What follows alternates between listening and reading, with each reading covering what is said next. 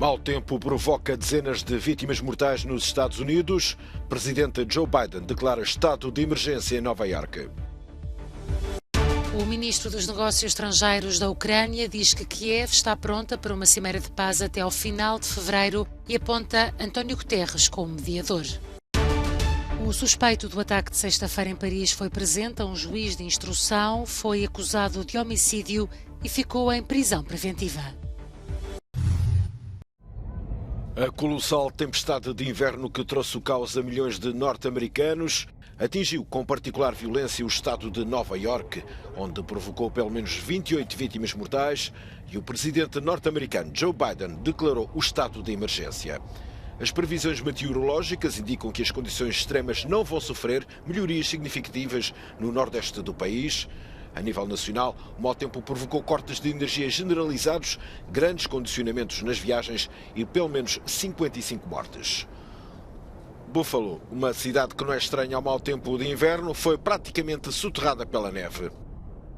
A governadora do estado de Nova Iorque disse que se estava perante o nevão do século e avisou que a tempestade estava longe de ter terminado. Katie Hochul acrescentou que, neste momento, a situação não é tão má como nos últimos dias, mas continua a ser uma situação perigosa. As condições climatéricas extremas obrigaram ao cancelamento de mais de 15 mil voos nos últimos dias, incluindo mais de 2.700 na segunda-feira, de acordo com o site flightaware.com.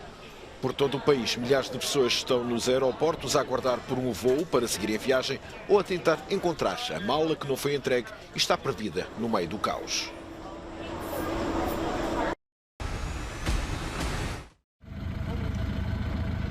O ministro dos Negócios Estrangeiros da Ucrânia disse esta segunda-feira que Kiev está disposta a realizar uma cimeira de paz até ao final de fevereiro.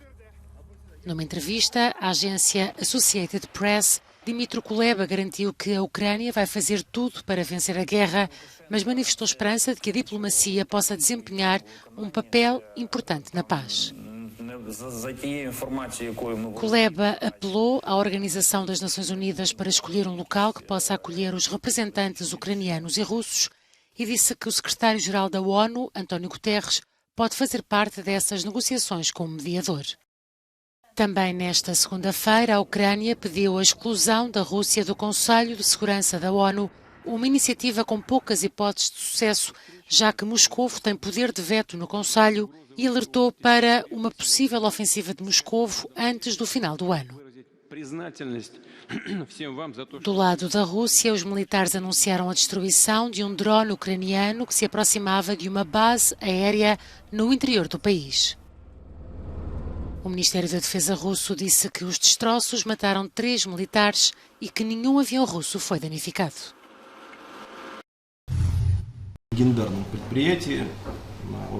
Dmitry Medvedev foi nomeado administrador adjunto da Comissão Militar e Industrial da Rússia, organismo que supervisiona a produção de armamento e assegura o cumprimento das ordens do Ministério da Defesa. O cargo foi acabado de criar por Vladimir Putin e imediatamente atribuído ao seu homem de confiança, que irá acumular o cargo com o de administrador adjunto do Conselho de Segurança. Em ambos os casos, a liderança do organismo pertence a Vladimir Putin. Medvedev já exerceu os cargos de primeiro-ministro e presidente da Rússia.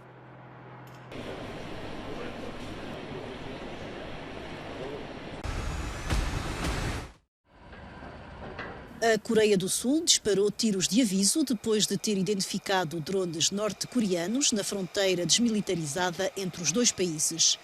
Seul fez saber que foram detectados 5 dispositivos não tripulados na chamada linha de demarcação militar entre as duas Coreias, incluindo na região norte de Gyeonggi. É uma clara provocação da Coreia do Norte e uma violação do nosso espaço aéreo. Os drones norte-coreanos são pequenos, 2 metros ou menos. Um deles voou para o norte da área metropolitana, os outros 4 voaram em redor de Gangwon-do.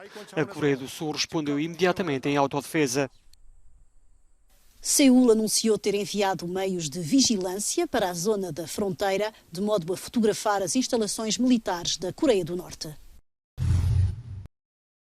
O suspeito do ataque de sexta-feira em Paris foi presente a um juiz de instrução e foi acusado de homicídio e tentativa de homicídio por motivos de raça, etnia, nação e religião. Segundo as informações avançadas pela agência France Presse, o maquinista reformado de 69 anos foi também indiciado por aquisição e posse não autorizada de arma e ficou em prisão preventiva. Esta segunda-feira, milhares de pessoas participaram numa marcha silenciosa que passou pelo centro de Paris em memória das 3 vítimas mortais do tiroteio. Ao contrário do que aconteceu no fim de semana, desta vez não houve registro de confrontos com a polícia. Na minha opinião, não se trata de um ato isolado. Penso que foi bem preparado e dirigido contra os curdos. Muitos elementos sugerem isso. Ele estava na prisão e 10 dias depois tinha uma arma e sabia para onde e a que horas ir.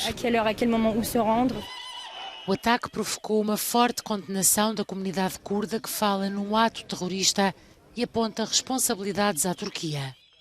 Ankara recusa as acusações e denuncia uma propaganda contra o país em França depois da morte dos 3 curdos. Foi encontrado o corpo do último passageiro do autocarro que fazia a ligação entre Lugo e Vigo, que caiu de uma ponte sobre o rio Lérès, na província de Pontevedra, a 29 metros de altura. Uma passageira e o condutor sobreviveram.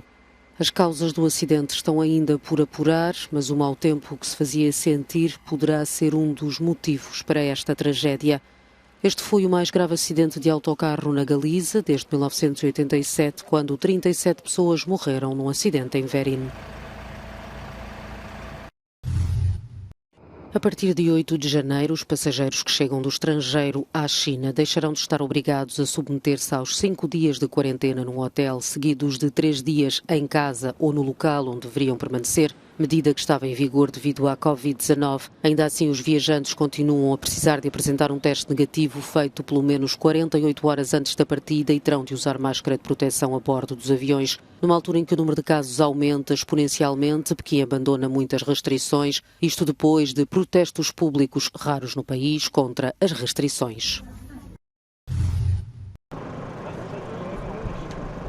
A grande avalanche que caiu na área da estação ferroviária de Lertsur, na Áustria, no domingo, fez 4 feridos, mas nenhum morto.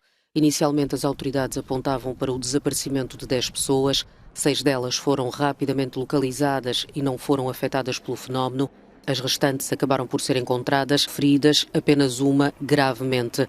A enorme massa de gelo caiu a uma altitude de mais de 2.700 metros, por volta das 15 horas, hora local, 14 horas em Lisboa, e desencadeou uma operação de salvamento maciça.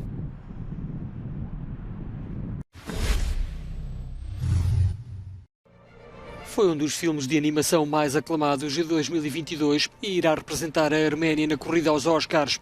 Aurora Sunrise baseia-se na história real de Aurora Mardiganian, que sobreviveu ao massacre dos arménios levado a cabo pela Turquia em 1915 e fugiu para os Estados Unidos. A sua história chegou ao cinema em 1919, ainda na época dos filmes mudos, e agora é sob a forma de filme de animação que regressa ao grande ecrã. Para a realizadora Ina Saakian, a história de Aurora confunde-se com a história da Arménia.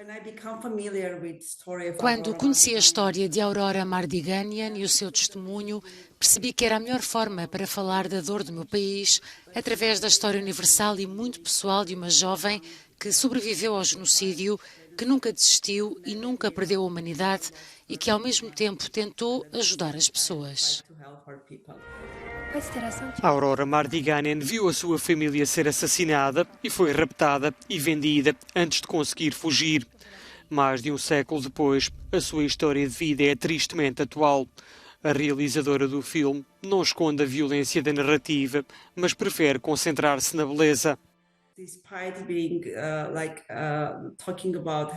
Apesar de tratar assuntos bastante pesados, como o genocídio, tento mostrar sempre a beleza do lugar e a ligação que todos os arménios têm com a sua terra, com as suas memórias e com a melhor parte do seu passado.